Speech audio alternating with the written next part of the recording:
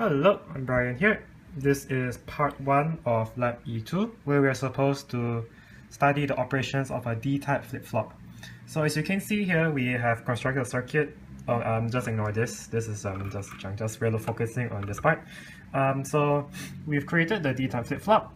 The S and R has been set to 1, and we will be measuring the output through this LED over here.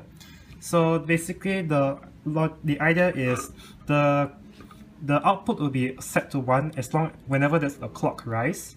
So for the first one here, as you can see here, there will be even by pressing the input D, it will not light up only until when clock 1 rises up, where it will light up.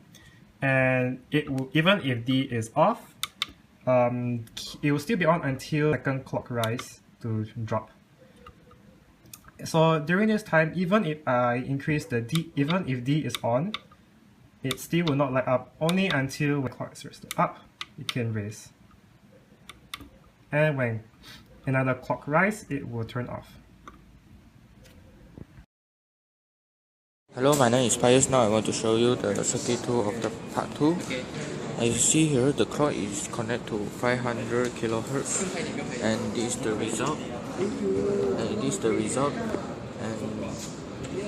as you see here, there is the channel 1 is 500 kilohertz, and the channel 2 is the half of the channel 1, that is 250 kilohertz. We are doing part 3. We have prepared the circuit, and we've so conveniently included the reload logic. So what this means is that by the time it reaches, by the time the value rolls to 6, it will roll back to 1. So that means that if I go on by 6, I can stop, and this is where it ends. Hello, this is part 4 of lab 2, where we're supposed to use the Q0, Q1, and Q2 outputs to produce the die pattern and also at the same time prepare the circuit. So as you can see here, the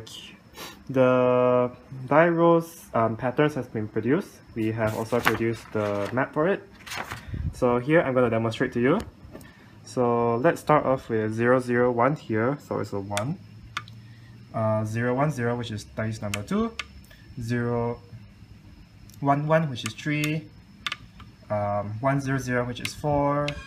1, 0, 1, which is 5. And finally 1, 1, 0, which is 6.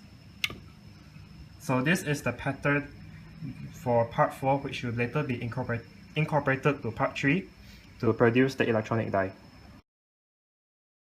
Hello again, we have now reached part 5, the final part of lab E2, where we are to combine the counter we made in part 3 with the gates for the die module in part 4, combined to produce the electronic die here. So when I'm going to press the button, it's going to count, and it will keep on counting until I press stop. Ready? Here we go. So it keeps on running and running and running. Yes, I set it to 10 hertz, so it's probably quite fast. This is the part from part 3. I just wired it parallel to the die module from part 4, and it will just keep rolling and rolling and rolling. So I'm gonna stop the count, and our lucky number is number 5. Not bad. So there you have it. Within this jungle of wires and IC chips, we get our very own homemade electronic die.